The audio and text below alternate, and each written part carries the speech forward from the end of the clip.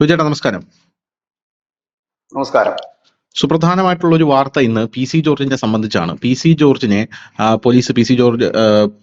George കീഴടങ്ങിയിരിക്കുന്നു. കോടതി പറഞ്ഞു, കീഴടങ്ങാൻ പറഞ്ഞു.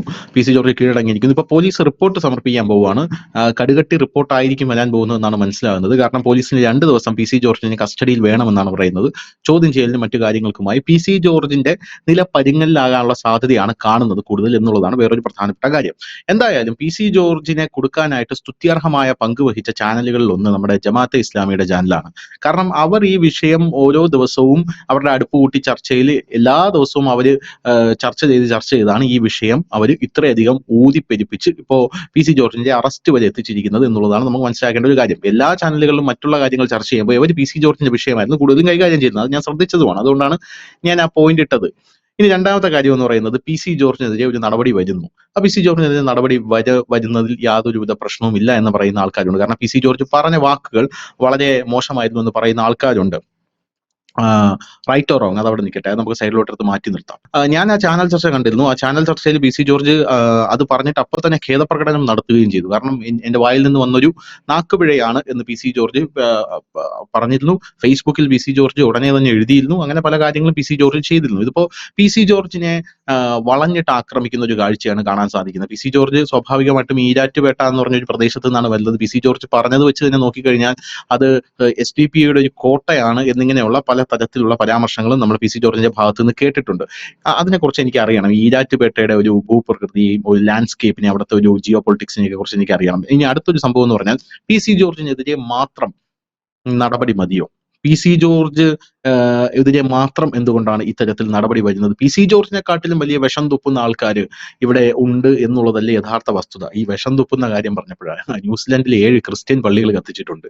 അതിന്റെ താഴെ വന്ന് സുഡാപ്പികളുടെ ആറാട്ടാണ് നമ്മുടെ കമന്റ് സെക്ഷനിൽ. ഫേക്ക് ന്യൂസ് ആണ്, പി.സി. ജോർജിനെ പിടിച്ച് അകത്തിട്ട കണ്ടില്ലേ, അടുത്തത് നീയൊക്കെയാണെന്ന് പറഞ്ഞു BBC കൊടുത്ത വാർത്തയാണ് ഇന്നലെ അത്. യുവമാർക്ക് ഈ എഴുത്തുമാനി അറിയാത്തതുകൊണ്ട് ഈ BBC-യിലെ വാർത്തയൊക്കെ നമ്മളെടുത്ത് വായിക്കുമ്പോഴാണ് യുവമാര് അറിയുന്നത്. അപ്പൊ യുവമാർക്ക് വിശ്വസിക്കാൻ പറ്റുന്നില്ല. ഞങ്ങളുടെ ആൾക്കാർ ഇങ്ങനെയൊന്നും ചെയ്യില്ല, സമാധാനം, ജൂതന്മാരാണ് എന്നൊക്കെ. എന്റെ പൊന്നുകേട്ട സത്യമായിട്ട് അങ്ങനെ വിശ്വസിച്ചിരിക്കുക. എനിക്ക് മനസ്സിലാവാത്തൊരു കാര്യം. അപ്പൊ ഞാൻ ആ കൂട്ടത്തിൽ പറഞ്ഞു പോയതേ ഉള്ളൂ. എന്തായാലും പി.സി. ജോർജിനെതിരെ മാത്രം നടപടി മതിയോ എന്നുള്ളൊരു ചോദ്യമാണ് എനിക്ക് ചോദിക്കാനുള്ളത്. കാരണം 2 ദിവസം മുമ്പാണ് കുംഭമേളയിൽ കുളിച്ചാൽ ചൊറി വരും എന്ന് നമ്മുടെ CK വിനീത് പറഞ്ഞത്. ഒരു മതനിന്ദയാണ്, ഒരു മതസ്പർദ്ധ കേസാണ്. ആരും കേസ് കൊടുക്കാൻ തയ്യാറായിട്ടില്ല. മതനിന്ദ ചുമത്താവുന്ന കേസ് തന്നെയാണ്. കാരണം രാജ്യത്തെ എന്നല്ല, ലോകത്തിലെ തന്നെ ഏറ്റവും വലിയൊരു ആഘോഷമാണ് കുംഭമേള. അപ്പൊ അവിടെ കുളിച്ചു കഴിഞ്ഞാൽ ചൊറി വരും എന്നുള്ള ഒരു പ്രസ്താവന അത്യധികം നിന്ദ്യമാണ് എന്നാണ് ഞാൻ മനസ്സിലാക്കുന്നത്. ഇത് വേറൊരു എന്താ പറയാ, വേറെ ഒരു മതത്തിന്റെ ആചാരത്തെ കുറിച്ച് പറയുകയാണെങ്കിൽ എന്തായിരിക്കും ഇവിടുത്തെ അവസ്ഥ? കുംഭമേളയ്ക്ക് പകരം വേറെ പ്രബലമായിട്ടൊരു മതത്തിന്റെ ഏതെങ്കിലും ഒരു അനുഷ്ഠാനത്തെ കുറിച്ചായിരുന്നുവെങ്കിൽ എന്തായിരിക്കും? അവിടെ പോയി കഴിഞ്ഞാൽ എനിക്ക് ചൊറി വരും എന്ന് പറഞ്ഞു കഴിഞ്ഞാൽ എന്തായിരിക്കും ഇവിടുത്തെ അവസ്ഥ എന്ന് നമുക്ക് ചിന്തിക്കാവുന്നുള്ളൂ. ഇനി രണ്ടാമത്തെ കാര്യം, ഒരു പ്രഗത്ഭനായിട്ടുള്ള ഒരു ഉസ്താദുണ്ട്. അയാളുടെ പേര് മുജാഹിദ് ബാലുശ്ശേരി എന്നാണ്.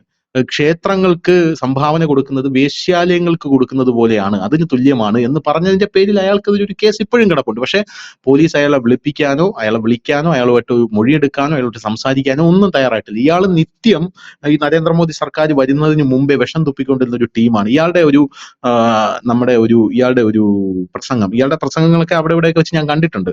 ഒരു പ്രസംഗമുള്ളത് ഒന്ന് ഇത് ക്ഷേത്രങ്ങൾക്ക് ഇത് കൊടുക്കാമോ, പിന്നെ അമൃതാനന്ദമയ്യെ കുറിച്ച് ഇയാൾ വളരെ മ്ലേച്ഛകരമായിട്ട് സംസാരിക്കുന്ന ഒരു ഇതുണ്ട്, ഒരു ബൈറ്റ് ഉണ്ട്.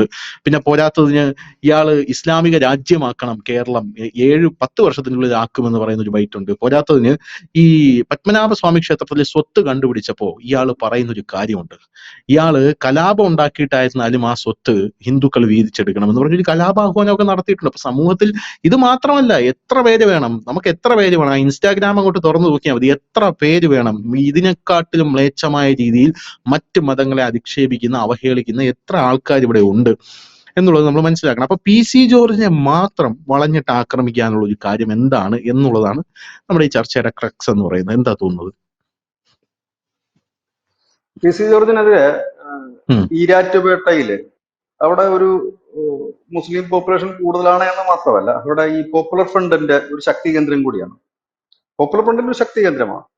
അപ്പോ അവരുടെ കണ്ണിലെ ഒരു കരടായിരുന്നു ശ്രീ പി.സി. ജോർജ്. അദ്ദേഹവുമായിട്ട് ഇവര് നിരന്തരം കലഹിക്കുമായിരുന്നു. ഒടുവില് ഇലക്ഷൻ അദ്ദേഹം തോറ്റുപോവുകയും ചെയ്തു.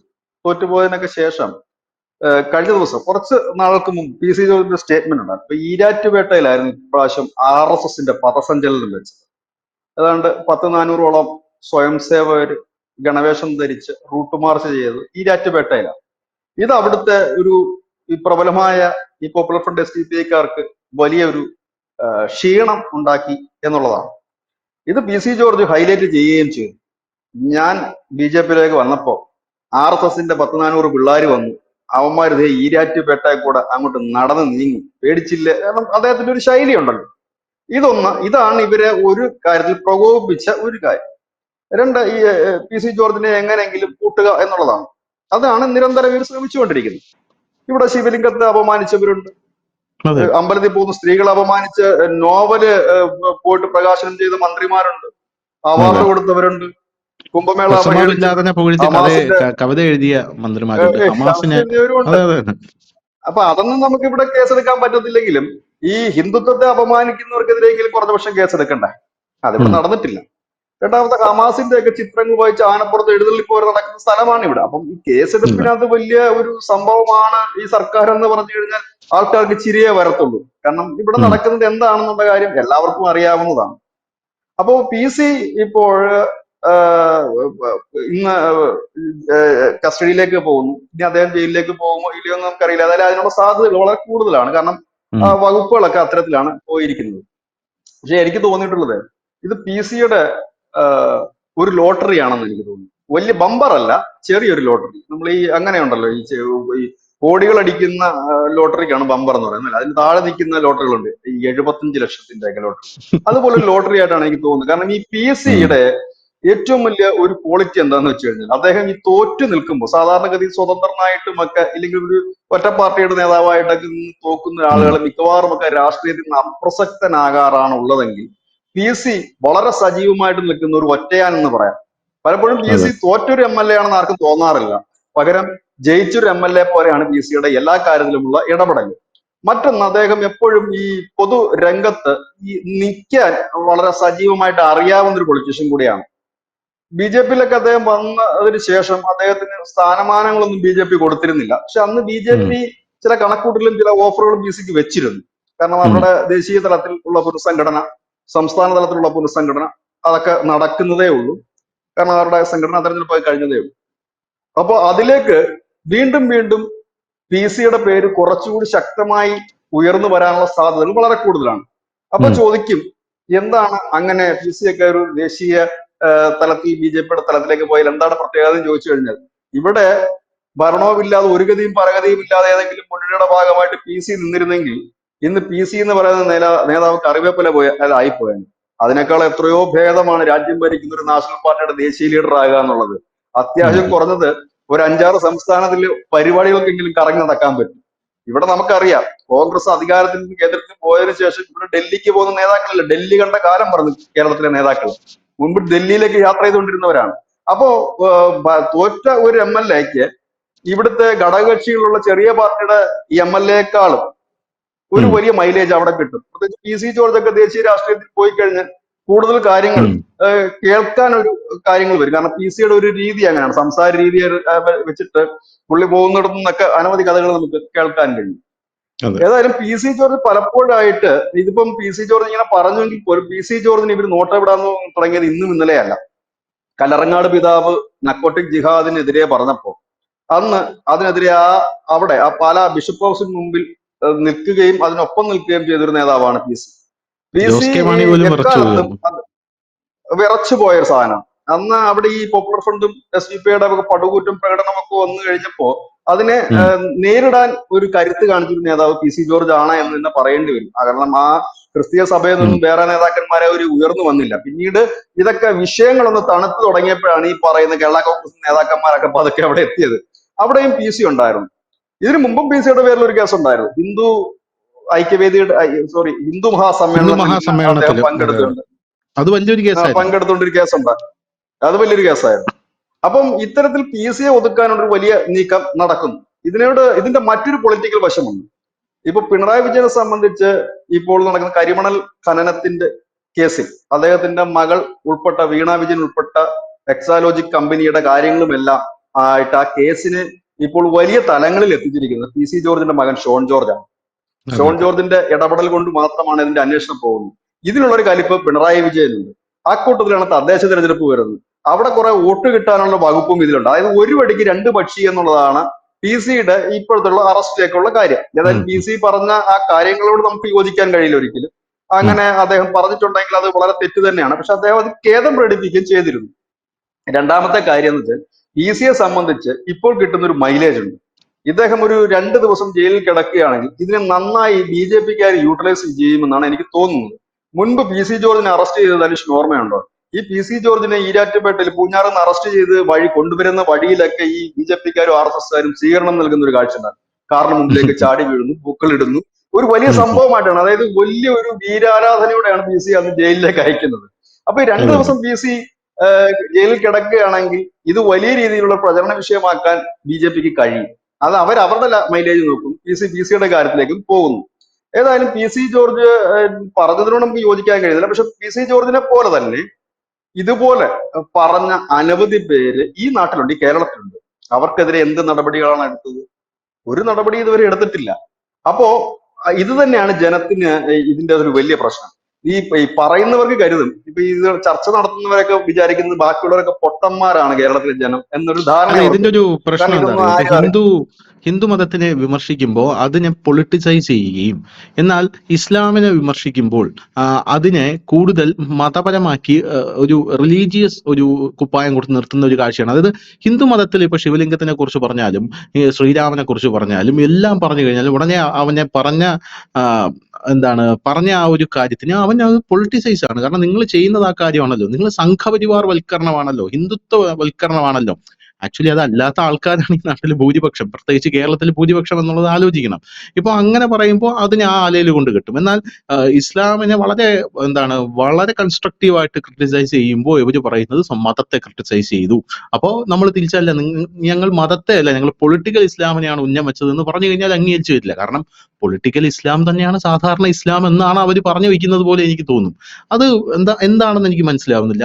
അതിപ്പോ ഈ സുഡാപ്പി ചാനലായിരുന്നാലും അങ്ങനെ തന്നെയാണ്. അതായത് അവര് വിമർശിക്കും, വിമർശനം അത് കേട്ട് കഴിഞ്ഞാൽ നമുക്ക് വിഷം വമിപ്പിക്കുന്നത് പോലെയാണ് തോന്നുന്നത്. അത് നമ്മുടെ ഹിന്ദു മതത്തിനെ അടച്ചാക്ഷേപിക്കുന്നത് പോലെയാണ് തോന്നുന്നത്. പക്ഷെ അവര് പറയുന്നത് ഹിന്ദുത്വ, സംഘപരിവാർ വൽക്കരണം.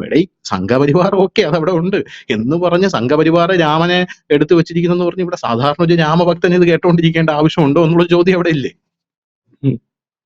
അവർ ചെയ്യുന്ന പണിയെന്ന് വെച്ച് കഴിഞ്ഞാല് അതെനിക്ക് ഉം. മനസ്സിലാകുന്നില്ല, വലിയ കോമഡിയാണ്.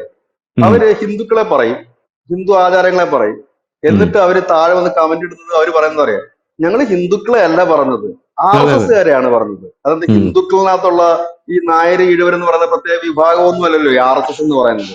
ആർ എസ് എസ് അതെ അതെ മാത്രമല്ലല്ലോ ഹിന്ദു സംഘടനകളായിട്ടുള്ളത്. നൂറുകണക്കിന് ഹൈന്ദവ സംഘടനകളുണ്ട്, സംഘപരിവാർ പെട്ടതും പെടാത്തതുമായ നൂറുകണക്കിന് സംഘടനകളുണ്ട്, ഹൈന്ദവ സംഘടനകൾ. അതുകൂടാതെ സമുദായ സംഘടനകളുണ്ട്. അതായത് ഹിന്ദുക്കളെ മാക്സിമം പറയേണ്ടതൊക്കെ അപമാനിക്കേണ്ടതൊക്കെ അപമാനിക്കുക. ഇതിനെ ആരെങ്കിലും ചോദ്യം ചെയ്ത ഉടനെ പറയും ഞങ്ങൾ പറഞ്ഞത് ഹിന്ദുക്കളെ അല്ല, ഹിന്ദുക്കൾ പാവം നല്ലവരാണ്, ഞങ്ങൾ പറഞ്ഞത് സംഘപരിവാറിനെയാണ് എന്നൊരു ഒരു ഒരു ഒരു സംഭവമാണ്. പക്ഷെ ഇത് അധികം എത്ര നാൾ നിലനിൽക്കുമെന്ന് എനിക്ക് അറിയില്ല. കാരണം ഈ ഇത്തരം കാര്യങ്ങളൊക്കെ വലിയ സ്കോപ്പ് ഇപ്പൊ ഈ കേരളത്തിൽ ഇല്ല. അത് ഈ ലോക്സഭാ തെരഞ്ഞെടുപ്പിൽ തന്നെ നമ്മൾ കണ്ടതാണ്. ഈയിടയ്ക്ക് എത്രയൊക്കെ നമ്മുടെ ശ്രമിച്ചിട്ടും പാലാ വോട്ടൊഴുകിപ്പോയ വഴി. പാലാ ബിഷപ്പ് ഹൗസിന്റെ അവിടെ നിന്ന് ശിവലിംഗം കിട്ടിയ ഒരു വാർത്ത ഉണ്ടായിരുന്നല്ലോ. അത് ഏറ്റവും കൂടുതൽ കത്തിച്ചത് ഈ വിഷം ചാനലാണ് ഏറ്റവും കൂടുതൽ കത്തിച്ചത്. അത് കത്തിക്കുമ്പോ അവർ അതിനകത്തു കൂടെ വളരെ സുന്ദരമായിട്ട് ഹിന്ദു വിരുദ്ധത ഇഞ്ചക്ട് ചെയ്യുന്നത് മാത്രമല്ല, ഈ ശിവലിംഗം കിട്ടിയതിനെ വെച്ച് ഇവരുടെ അടുപ്പുകൂട്ട് ചർച്ചയൊക്കെ കണ്ടു കാണുമല്ലോ ചേട്ടനും. അതായത് ഇവരങ്ങ് അധിക്ഷേപിക്കുകയാണ്, ഇനി ശിവലിംഗം കിട്ടിയ സ്ഥിതിക്ക് ഇനി അതെന്താവും മറ്റേതെന്ന് പറഞ്ഞാൽ ശിവലിംഗത്തിനെ തന്നെ അങ്ങ് അധിക്ഷേപിക്കുന്ന രീതിയിലാണ് കാര്യങ്ങൾ മൊത്തത്തിൽ ഇങ്ങനെ പോകുന്നത് എന്നുള്ളതാണ്. അവരങ്ങ് അങ്ങ് അഴിച്ചങ്ങ് പറയുകയാണ്. അതായത് ആ അധിക്ഷേപത്തിന്റെ അങ്ങേ അറ്റമാണ് കേട്ടോ. ശിവലിംഗം കിട്ടി, ഇനിയിപ്പോ എന്താണ് അവസ്ഥ എന്നുള്ളത്. അത് യഥാർത്ഥത്തിൽ മൊത്തത്തിൽ ഇത് കെട്ടടങ്ങി എന്നുള്ളത് ഒരു വസ്തുതയാണ്. അത് പാലാ ബിഷപ്പിന്റെ ആ ബിഷപ്പ് ഹൗസും ഹിന്ദുക്കളും കൂടെ സംസാരിച്ച പ്രശ്നം സോൾവ് ആക്കി. പക്ഷെ ഇവർക്കാണ് ആ പ്രശ്നം കത്തിച്ചു നിർത്താനുള്ള ഏറ്റവും കൂടുതൽ ഒരു ത്വര എന്ന് പറയുന്നത്. ഇവര് സോൾവ് ആക്കി കഴിഞ്ഞു കഴിഞ്ഞാലും ഒരു വിടത്തില്ല.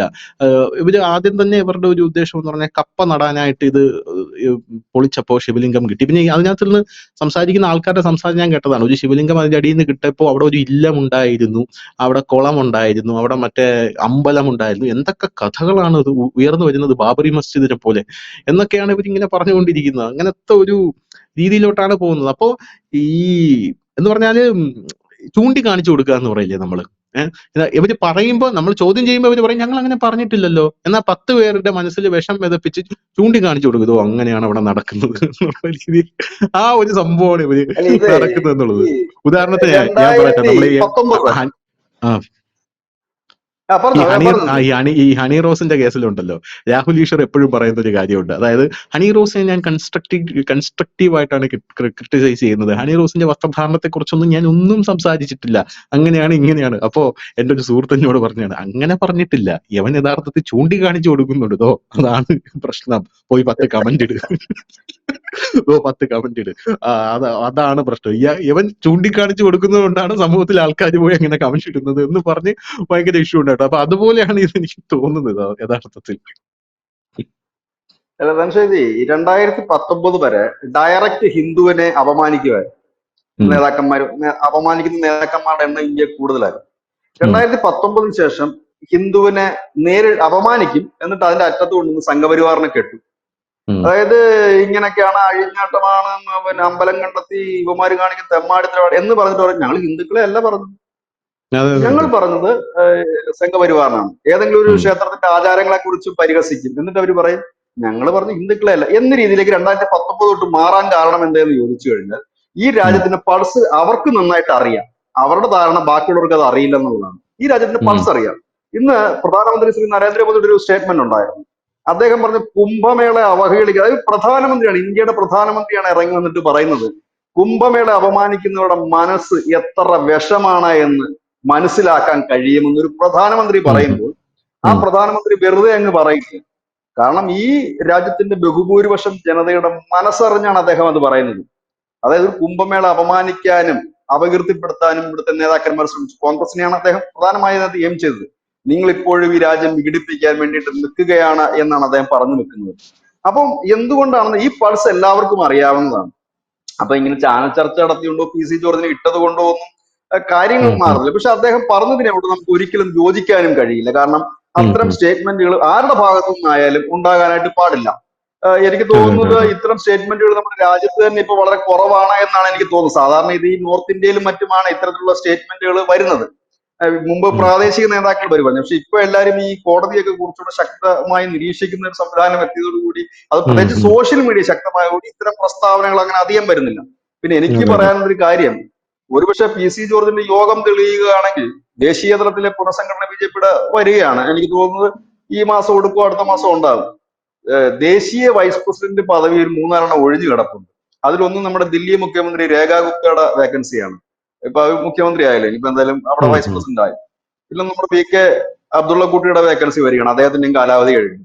ഉം, മറ്റ് 2 പേരുടെ കൂടി കഴിഞ്ഞിട്ടുണ്ട്. അപ്പൊ അങ്ങനെ ഉം, നോക്കുകയാണെങ്കിൽ ഏതാണ്ട് ഒരു 4 വേക്കൻസി ഉണ്ട്. അതിലേക്ക് ഒരുപക്ഷെ കേരളത്തിലെ ന്യൂനപക്ഷ മുഖം എന്ന നിലയിൽ PC പരിഗണിക്കാനും സാധ്യതകൾ ഏറെയാണ്. അതൊന്ന്. ഉം, പിന്നെ മറ്റൊരു കാര്യം, എവിടെയാണോ ഒരു വ്യക്തിയെ വളഞ്ഞിട്ട് ആക്രമിക്കുന്നത് ആ വ്യക്തി ജയിച്ചു കയറുന്ന ചരിത്രം നമ്മുടെ രാജ്യത്തിൽ ഉണ്ടായിരുന്നെങ്കിൽ ഇന്ന് ഉം, അതേ ഉം. ചരിത്രം നമ്മുടെ കേരളത്തിൽ ആവർത്തിക്കപ്പെടുകയാണ്. സുരേഷ് ഗോപി അതെ. ഈ തെരഞ്ഞെടുപ്പിൽ മത്സരിച്ചപ്പോൾ ആക്രമിച്ചു, നേരത്തെ പറഞ്ഞ ചാനലാണ് നിരന്തരം ആക്രമിച്ചു. ഒടുവിൽ ഒരു കേസിലേക്ക് അദ്ദേഹത്തെ പെടുത്തി. അങ്ങനെ നിരന്തരം ഇന്നും സുരേഷ് ഗോപിയുടെ കാര്യം പറഞ്ഞ് വലിയ രീതിയിൽ അപമാനിക്കുന്ന ഒരു കാര്യമാണ്. സുരേഷ് ഗോപി അവിടെ ഓട് വിളിച്ച് ജയിച്ചതല്ല, 10-70,000 വോട്ടിനാണ് ജയിച്ചത്. ആ ഇലക്ഷൻ ഉം, വിജയം പോലും അവർ അംഗീകരിക്കുന്നില്ല. അവർ പറയുന്നത് 50,000 വോട്ട് കള്ളവോട്ട് ചേർത്തിട്ടാണ് ജയിച്ചതെന്നൊക്കെയാണ് അവർ പറയുന്നത്. മറ്റു പല കാര്യങ്ങളോടാണ് ജയിച്ചത്. പക്ഷെ അവിടുത്തെ ഒരു പൾസ് അവർക്ക് മനസ്സിലാകുന്നില്ല. ഇതാണ് കുഴപ്പം. അതെ. അപ്പോ സുരേഷ് ഗോപിയെ നിരന്തരം വേട്ടയാടി സുരേഷ് ഗോപിയെ ജയിപ്പിക്കുകയായിരുന്നു. ഉം, ഇതുപോലെ ഉം, ഉം, തന്നെ ആണ് ഈ പല കാര്യങ്ങളിലേക്കും ഇവര് മുൻപോട്ട് പോയിക്കൊണ്ടിരിക്കുന്നത് എന്നാണ് ഒരു യാഥാർത്ഥ്യമാണ്. ഉം, അതിന്റെ ഏറ്റവും വലിയ ഉദാഹരണമാണ് നമ്മുടെ ഇന്ത്യൻ പ്രധാനമന്ത്രി. ഇങ്ങനെ വളഞ്ഞിട്ട് ആക്രമിച്ചാണ് അദ്ദേഹം ഇന്ത്യ ഭരിക്കുന്നത്, ലോകത്തിന്റെ ഒരു പ്രധാനപ്പെട്ട നേതാക്കന്മാരിൽ ഒരാളായിട്ട് മാറിയത്. ഏതായാലും PC ജോർജിനെ സംബന്ധിച്ച് അദ്ദേഹത്തിന് രാഷ്ട്രീയമായി ഇനിയും കുറച്ചുകൂടെ ഭാവി ഉണ്ടെന്നാണ് തോന്നുന്നത്. കാരണം ഇത് പൊളിറ്റിക്കലി ഉം, 2 രീതിയിലാണ് ഇതിനെ കാണേണ്ടത്. നിയമപരമായി ഇതൊരു കുറ്റകൃത്യമാണ്, പക്ഷെ പൊളിറ്റിക്കലി അതുണ്ടാക്കുന്ന മൈലേജ് ഉണ്ട്. അത് PC ജോർജിന് മാത്രമല്ല BJPക്ക് കിട്ടുന്ന ഒരു മൈലേജ് ഉണ്ട്. കാരണം ഇപ്പോൾ അവർ ഈ ക്രിസ്ത്യൻ വിഭാഗവുമായി അടുക്കാൻ വേണ്ടി BJP കഴിഞ്ഞ കുറെ നാളുകളായിട്ട് ശ്രമിക്കുന്നുണ്ട്.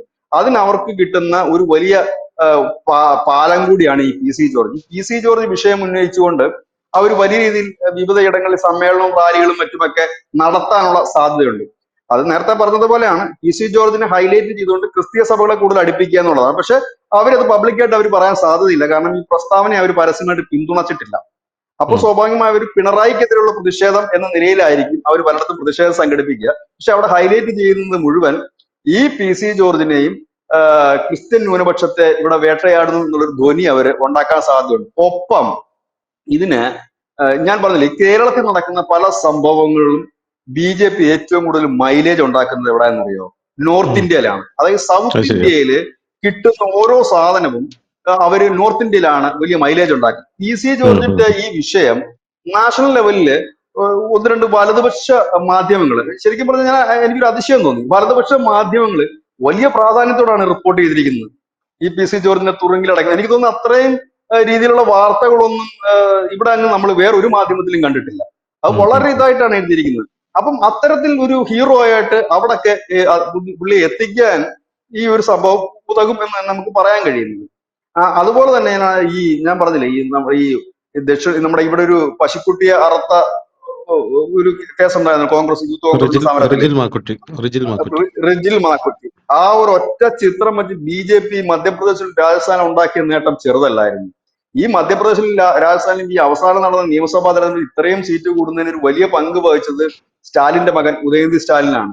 ആ സനാതന മതത്തെ ഇല്ലായ്മ ചെയ്യുമെന്ന് പറഞ്ഞു. അതാണ് ഇവർ എന്ത് കൊടുക്കുന്നു. ഞാൻ അതിശയിച്ചു പോയി. ഞാൻ ഇങ്ങനെ ചില വലതുപക്ഷ, പ്രത്യേകിച്ച് തീവ്ര വലതുപക്ഷ മാധ്യമങ്ങളിൽ ചിലരോട് നോക്കുമ്പോൾ കാണുന്നത് ഈ PC ജോർജ് അതിനകത്ത് ഒരു വലിയ തലക്കെട്ട് തന്നെയാണ്. സാധാരണ നമുക്കറിയാം ഈ കേരളത്തിലെ വാർത്തകളൊന്നും ഇങ്ങനെയുള്ള നാഷണൽ ലെവലിലുള്ളതോ ആ രീതിയിലുള്ളതോ ഹിന്ദി ബെൽറ്റിലുള്ളതോ ഒന്നും മാധ്യമങ്ങൾ വലിയ വാർത്തയാക്കാറൊന്നുമില്ല. പക്ഷെ ഇത് വലിയ വാർത്തയാക്കി തന്നെ PC ജോർജിന്റെ പടം വെച്ച് തന്നെയാണ് കൊടുത്തിരിക്കുന്നത്. അപ്പൊ എനിക്ക് തോന്നുന്നു കേരളത്തിൽ ഒരു പക്ഷേ BJP നേതാക്കൾക്ക് കിട്ടാത്ത ഒരു മൈലേജ് ദേശീയ തലത്തിൽ ഈ PC ജോർജിന് ഈ ഒരു ഒറ്റ സംഭവത്തിൽ കിട്ടിയെന്ന് തോന്നുന്നു. പക്ഷെ തെറ്റ് തന്നെയാണ്. അത് പക്ഷെ എല്ലാവർക്കും ഒരേ നീതിയായിരിക്കണം, എല്ലാവർക്കും ഒരേ നിയമമായിരിക്കും എന്നുള്ളത് തന്നെയാണ്. സമാനമായ രീതിയിലുള്ള പ്രസ്താവനകളും മറ്റും നടത്തി കേസുള്ളവരുണ്ട്, നിലവിൽ കേസുള്ളവരുണ്ട്. അവരുടെ കേസും കൂടി പരിഗണിച്ചുകൊണ്ട് ഈ പോലീസ് ഇപ്പോൾ കാണിക്കുന്ന ശുഷ്കാന്തി കാണിക്കുക എന്നുള്ളതേ പറയാനുള്ളൂ. ഏതായാലും PC-യുടെ നാക്ക് നമുക്ക് അറിയാവുന്നതാണ്, അതിന് കൺട്രോൾ ഒന്നും ഉണ്ടായില്ല. ഇനി അദ്ദേഹം വന്നാലും അതിന് കടിഞ്ഞാണ്ടിടാൻ പറ്റുമെന്ന് തോന്നുന്നില്ല. ഏതായാലും ഈ ഇതിന്റെ ഒരു സാധ്യത ഇതാണ്. ഈ കഴിഞ്ഞ കുറെ നാളുകളായിട്ട് PC അകത്തിട്ട് കഴിഞ്ഞാൽ എന്തോ സംഭവിക്കും എന്നൊരു ധാരണ പലർക്കും ഉണ്ട്. ഒരു ചുക്കും കേരളത്തിൽ സംഭവിക്കില്ല. അദ്ദേഹത്തിന് അകത്ത് പോവുക തിരിച്ചു വരിക എന്നത് കവി ഒന്നും ഇവിടെ സംഭവിക്കുന്നില്ല. ഇതിപ്പോ ഒരു മതേതര മനസ്സാണ് എന്നൊന്നും ആരും മതേതര രാഷ്ട്രീയത്തിന്റെ വിജയമാണെന്നോ ഇല്ലെങ്കിൽ ഞങ്ങളുടെ കൂടാണ് എല്ലാ ജനങ്ങളും BJP-ക്കാരെ ഒഴിച്ച് ബാക്കിയുള്ള ഞങ്ങളുടെ കൂടെ ആണെന്നോ ചിന്തയോ ആരെങ്കിലും വെച്ച് പുലർത്തുന്നുണ്ടെങ്കിൽ അത് അവർക്ക് മാത്രമേ ആ ചിന്ത കാണൂ, ബാക്കിയുള്ളവർക്ക് ആ ചിന്ത കാണില്ല. അപ്പൊ പോപ്പുലർ ഫ്രണ്ടിനും SDPIക്കും ഒക്കെ അവരുടെ കോട്ടയിൽ PC കിടന്ന് കളിക്കുന്നതിനകത്തുള്ളൊരു ചുരുക്ക്, പിണറായി വിജയനെ സംബന്ധിച്ച് കരിമണൽ ഖനനവുമായി ബന്ധപ്പെട്ടുണ്ടാകുന്ന ചുരുക്ക്, ഈ രണ്ട് ചുരുക്കും കൂടെ ചേർന്നപ്പോഴാണ് PC അകത്ത് പോയത്. PC-യെ സംബന്ധിച്ച് ഞാൻ ഇപ്പോഴും ആവർത്തിക്കുന്നു, PC-ക്ക് കിട്ടിയ ഒരു ചെറിയ ലോട്ടറി തന്നെയാണ് ഇത്. കാരണം ചുമ്മാതിരുന്ന PC ഒരു ഇച്ചിരുടെ മൈലേജ് കൂടി എന്ന് തന്നെ പറയാം. കാരണം ഈ രാഷ്ട്രീയത്തിലൊരു ഇതുണ്ട്, രാഷ്ട്രീയത്തിലൊരു കുഴപ്പം എന്താന്ന് വെച്ച് കഴിഞ്ഞാല് ഈ തോറ്റ് തുന്നമ്പാടിയൊക്കെ ഇരുന്ന് കഴിഞ്ഞാൽ പിന്നെ അവർക്ക് ഈ മുമ്പോട്ട് കയറി വരാം. ഇല്ലെങ്കിൽ അവർ വലിയ രാഷ്ട്രീയ പാർട്ടിയുടെ ഭാഗമാണ്. ചെറിയ ഒരു പാർട്ടിയോ അല്ലെങ്കിൽ ഒറ്റയാൻ പാർട്ടിയൊക്കെയാണ് കയറി വരിക വലിയ പ്രയാസകരമായ കാര്യമാണ്. പക്ഷെ ഇവിടെ എന്തുകൊണ്ടോ PC സ്വയവും മറ്റുള്ളവരായാലും PC എല്ലാ ദിവസവും വാർത്തകളിൽ പ്രത്യക്ഷപ്പെടുന്നു, നിറഞ്ഞു നിൽക്കുന്നു, വലിയ മൈലേജ് കിട്ടുന്നു. PC ആരാന്ന് ചോദിച്ചാൽ ഒരു BJP-ക്കാരനാണെന്ന് മാത്രമേ ഉള്ളൂ. BJP-യുടെ ഔദ്യോഗിക സ്ഥാനമാനം ഒന്നും തന്നെ PC-ക്ക് ഇല്ല. ഇതാണ് PC-യുടെ പ്രത്യേകത. എന്നാൽ ഔദ്യോഗിക സ്ഥാനമാനങ്ങൾ ഉള്ളവരെക്കാൾ കൂടുതൽ മൈലേജ് BJP രാഷ്ട്രീയത്തിൽ ഉണ്ടാക്കിയെടുക്കുന്നുണ്ട്. ഇപ്പൊ ഇത് കഴിയുമ്പോൾ എനിക്ക് തോന്നുന്നു ഇറങ്ങി കഴിയുമ്പോൾ PC-ക്ക് ഈ ചില ഹൈന്ദവ സംഘടനകളെങ്കിലും അവരുടെ വേദികൾ കൊടുക്കാനുള്ള സാധ്യതകൾ കൂടുതലാണ്. അപ്പൊ PC സജീവമായി തന്നെ നിൽക്കുന്നു എന്ന് തന്നെ പറയേണ്ടി വരും. ഏതായാലും ഇനിയിപ്പോ ഇതിന്റെ ബാക്കിയുള്ള മെറിറ്റിലേക്കൊക്കെ വരും ദിവസങ്ങളിലൊക്കെ കടക്കുമായിരിക്കും. പക്ഷെ ഇത് ഇന്നൊരു ചർച്ചയാകുമോ എന്ന് അറിയില്ല. കാരണം ഇന്നത്തെ ഒരു വലിയ ചർച്ചയായി മാറാൻ സാധ്യതയുള്ളത് മറ്റേ ഈ ആശാവർക്കർമാരുടെ സമരമാണ്. ആ ഒരു സമരത്തിന്റെ കാര്യമാണ്. ഒരുപക്ഷെ അത് നമുക്ക് വരും ദിവസങ്ങളിൽ നമുക്ക് അത് ചർച്ച ചെയ്യുന്നത് കുറച്ചുകൂടെ നല്ലൊരു കാര്യമായിരിക്കും. കാരണം അതൊരു വലിയ കള്ളം പൊളിഞ്ഞിടങ്ങുന്ന ഒരു ചർച്ച കൂടെ ആയിരിക്കും. കാരണം ഈ ആശാ വർക്കർമാർക്ക് ഇപ്പൊ ആരാണ് ശമ്പളം കൊടുത്തുകൊണ്ടിരുന്നത്, എന്താണ് കാര്യങ്ങൾ എന്നൊക്കെ ഉള്ളത് ഓരോന്നോരോന്നായിട്ട് പുറത്തു വരുന്ന ഒരു കാഴ്ചയാണ്, കള്ളങ്ങൾ പൊളിയുന്ന ഒരു കാഴ്ചയാണ്. ഇവിടെയാണ് നമ്മുടെ ശ്രീ ജോർജ് കുര്യൻ പറഞ്ഞ വാക്കുകളോട് നമുക്ക് കുറച്ചൊക്കെ അദ്ദേഹം പറഞ്ഞത് സത്യസന്ധമായിരുന്നു തോന്നുന്നത്. കാരണം കേന്ദ്രം കൊടുക്കുന്നതല്ലേ ഇവിടെ ഉള്ളൂ, ഇവിടത്തെ എന്തുണ്ട് എന്ന് അദ്ദേഹം ചോദിച്ചത്. അന്ന് അതിനെ ക്രിട്ടിസൈസ് ചെയ്തവരൊക്കെ ഈ സമരമൊക്കെ കണ്ടാൽ നല്ലതായിരുന്നു. താങ്ക് യു ബിജേട്ടാ, താങ്ക് യു സോ മച്ച്.